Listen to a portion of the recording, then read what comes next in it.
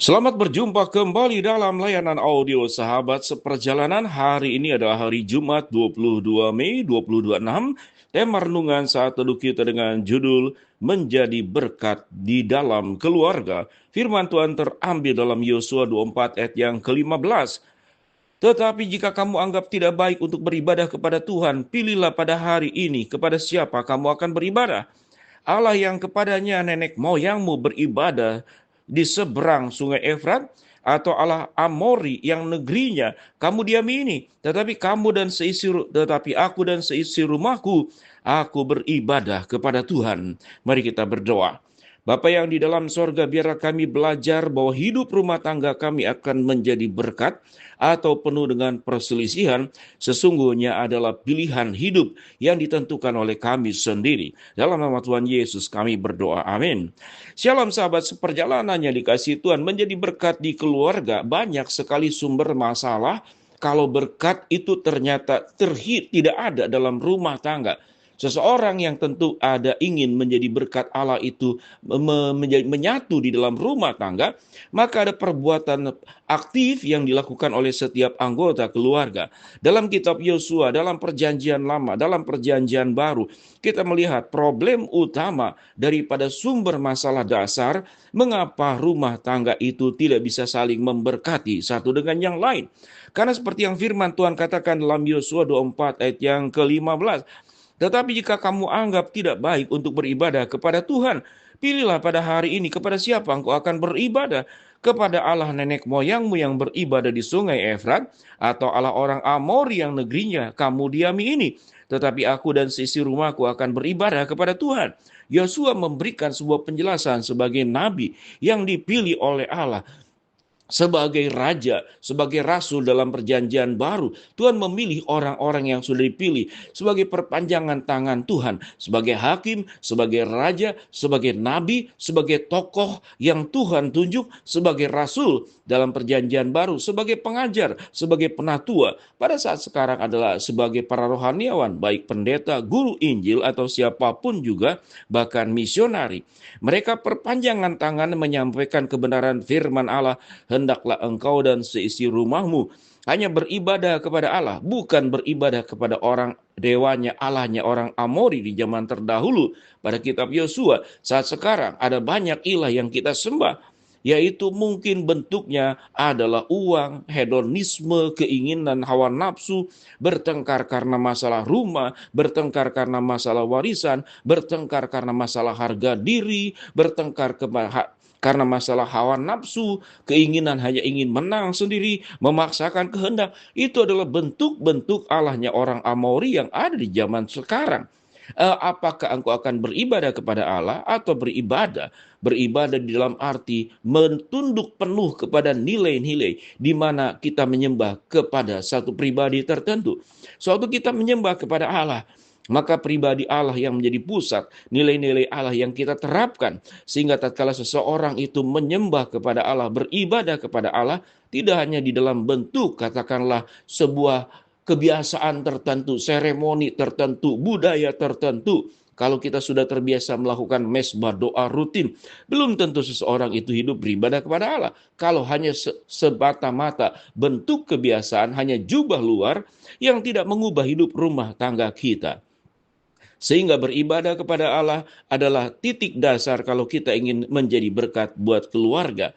Pada Mazmur 127:3-5 dikatakan, sungguh anak-anak adalah warisan dari Tuhan dan buah kandungannya suatu upah.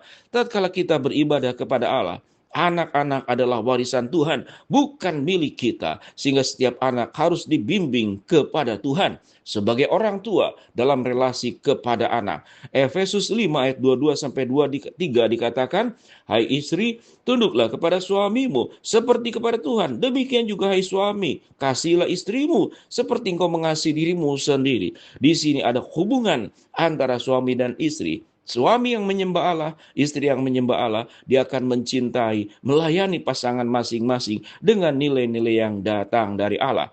Hubungannya dengan anak-anak, Kolose 3:20 dikatakan, hai anak-anak, Taatilah orang tuamu dalam segala hal, karena itulah yang menyenangkan Tuhan. Terjemahan yang sesungguhnya adalah, hai anak-anak, taatilah orang tuamu di dalam segala hal yang sesuai dengan kebenaran firman Allah. Karena seringkali memang banyak orang tua juga memberikan nasihat yang tidak baik ataupun tidak benar, sehingga nasihat itu harus di dalam Tuhan. Anak-anak boleh tunduk kepada orang tua tatkala nasihatnya di dalam Tuhan. Tentu kalau orang tua memberikan nasihat yang tidak baik, kita perlu mendoakan agar orang tua berada di dalam Tuhan dan setiap anak-anak pun hidup di dalam Tuhan. Dalam 1 Timotius 5 ke 8 dikatakan, tetapi jika seorang tidak bisa memelihara keluarganya sendiri, ia sedang menyangkal imannya dan lebih jahat daripada orang yang tidak percaya. Sehingga status sebagai orang percaya tidak cukup hanya kita rajin ibadah, rajin doa, tapi doa kita salah, cara ibadah kita hanya rutinitas, tidak mengubah kehidupan kita. Kalau ingin menjadi berkat di dalam keluarga, 1 Timotius 5 ke 8 dan ayat-ayat yang lain dibacakan tadi berkata, tetapi jika seorang tidak bisa memelihara keluarganya sendiri, bagaimana cara memelihara keluarganya sendiri? Yang pertama adalah yang bersangkutan harus mampu memelihara dirinya sendiri, hidupnya dengan baik seperti memelihara pohon dan tanaman, terhindar dari kekeringan, terhindar dari berbagai macam penyakit. Kemudian hama yang masuk dalam rumah tangga merusakkan rumah tangga kita.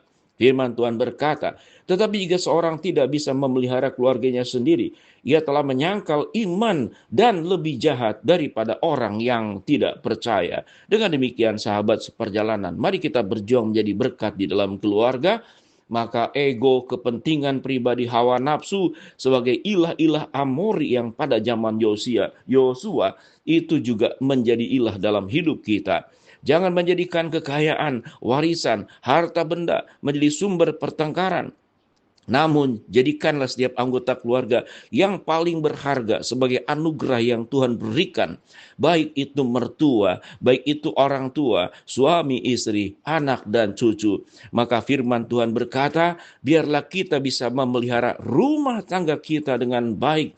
Jangan sampai kita menjadi orang yang lebih jahat daripada orang yang tidak percaya.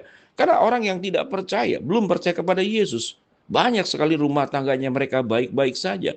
Mereka menjalankan kehidupan dalam imannya mereka. Mereka menjalankan kehidupan di dalam moralitasnya mereka. Sekalipun mereka tidak mengenal Kristus, tetapi mereka menjalankan perintah Kristus. Mengasihi, mengampuni, saling melengkapi, saling menopang, saling menolong. Itulah perintah Tuhan. Sehingga menjadi orang percaya tidak serta-merta hidup kita menjadi benar. Ada perjuangan yang harus dilakukan. Bila kita berjuang untuk menjadi berkat dalam keluarga satu dengan yang lain, dengan bagaimana caranya? Yaitu kita hanya menyembah kepada Allah, menerapkan nilai-nilai Allah, menerapkan kebenaran-kebenaran firman Allah. Ada banyak panduan di dalam Alkitab bagaimana membina rumah tangga dengan baik. Dan kita lakukan, bukan hanya dibicarakan, didiskusikan, didebatkan. Tidak akan ada manfaatnya selama firman itu hanya dikatakan, hanya didengar, tetapi tidak dilakukan. Kita menjadi orang yang lupa setelah kita bercermin, sebagaimana dalam kitab Yakobus menyebutkan. Jadilah berkat di dalam keluarga, bukan menjadi masalah dalam rumah tangga. Mari kita berdoa. Bapa dalam surga, hamba mau berdoa buat sahabat seperjalanan yang sakit, Tuhan jamah sembuhkan. Yang sedang menghadapi masalah, Tuhan bukakan jalan. Yang sedang berdoa mengharapkan sesuatu, Tuhan kabulkan sesuai dengan waktu dan rencana Tuhan yang terbaik. Di dalam nama Tuhan Yesus kami berdoa. Amin. Shalom sahabat seperjalanan, biarlah kita saling memberkati di dalam keluarga satu dengan yang lain.